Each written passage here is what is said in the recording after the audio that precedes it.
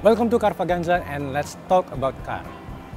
Mazda Indonesia baru saja meluncurkan edisi khusus Mazda 6, yaitu 20th Anniversary Edition, yang artinya ini merupakan edisi khusus 20 tahun Mazda 6 terlahir. Nah, mereka mengeluarkan dengan warna baru, yaitu di Artisan Red. Seperti kita lihat di samping ini, warnanya sangat eksklusif dan hanya dijual terbatas. Namun yang lebih menarik, di saat yang bersamaan, Mazda juga mengeluarkan edisi khusus CX-5, yaitu yang kita lihat warna putih ini. Ini adalah CX-5 all-wheel drive, yang berarti dia berpenggerak 4 roda dengan warna rhodium white.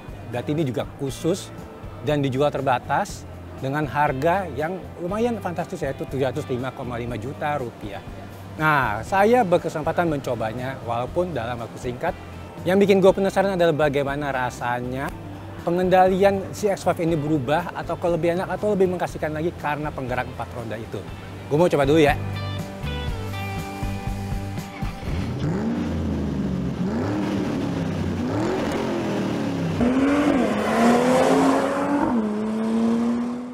Kata pihak Eurocars Motors Indonesia, CX-5 all-wheel drive ini dijual terbatas. Sejauh ini sudah terjual 60 unit, tapi nggak diketahui sih berapa kuota yang bakal dimasukkan.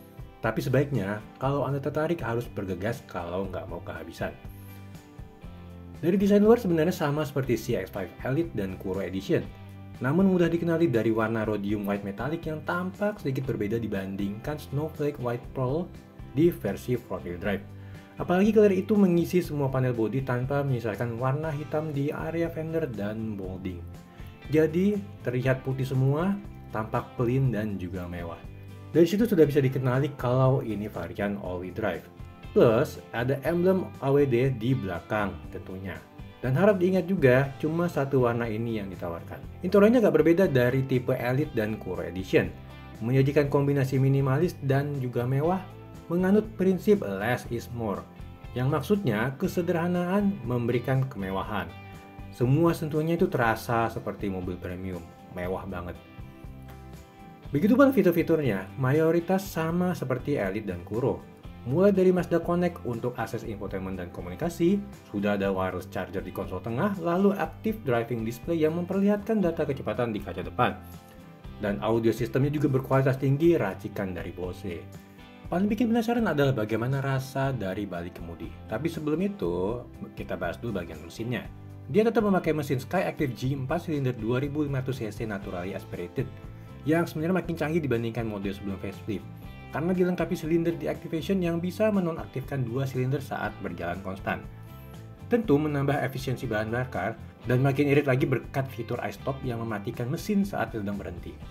Itu dari sisi teknologi efisiensi. Dari sisi performa, tenaga 190 PS dan torsi 252 Nm sudah tergolong berlimpah untuk pemakaian harian maupun perjalanan jauh.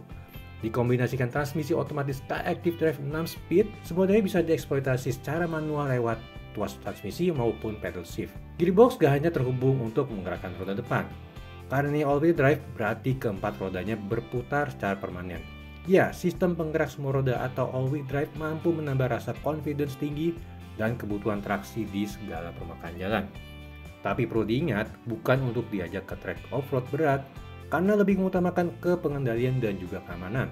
Dengan bergeraknya semua roda, kestabilan pun bertambah. Kehilangan traksi juga bisa dihindari. Sistem all-wheel drive bekerja pintar, karena otomatis mengatur traksi sendiri tanpa perlu ada intervensi dari pengemudi. Terdapat 27 sensor yang terus aktif untuk mempersiapkan sistem all-wheel drive, mengatur besaran torsi, sehingga tidak akan kehilangan traksi di tiap rodanya. Pembagiannya bisa sampai 50/50 antara depan dan belakang, bisa juga sampai 100% ke roda depan saja. Di sebelah tuas transmisi ada namanya Mazda Intelligent Drive Select. Ini adalah mode berkendara yang khusus AWD ini kedapatan mode off-road. Selain ada normal dan juga sport. Jika masuk ke mode ini, kemampuan traksi semakin kuat dan torsi tersalur ke roda yang membutuhkan. Nikmatnya all-wheel drive lagi, hampir nggak ditemui gejala understeer maupun oversteer.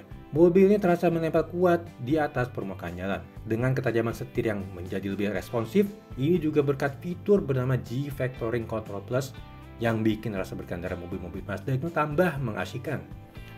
Bekerjanya dengan cara mengurangi torsi mesin ketika menikung, lalu bobot berpindah ke roda tumpuan di depan saat berbelok. Alhasil, menikung semakin smooth dan juga akurat.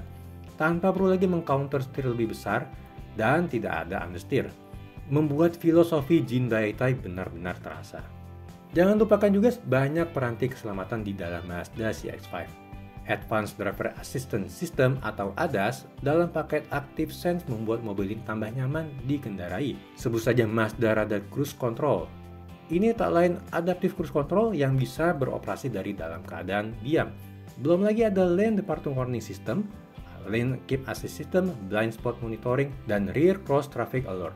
Semuanya sudah standar.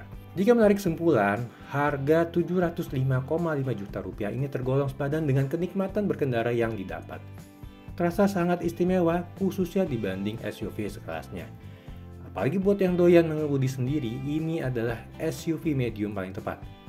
Karena satu-satunya di kelasnya yang menawarkan penggerak all-wheel drive. Begitulah ulasan singkat Mazda CX-5 all-wheel drive. Nantikan terus review mobil terbaru lainnya dari kami di channel Carvaganza. Dan jangan lupa subscribe juga channel The Official Auto. Sampai jumpa.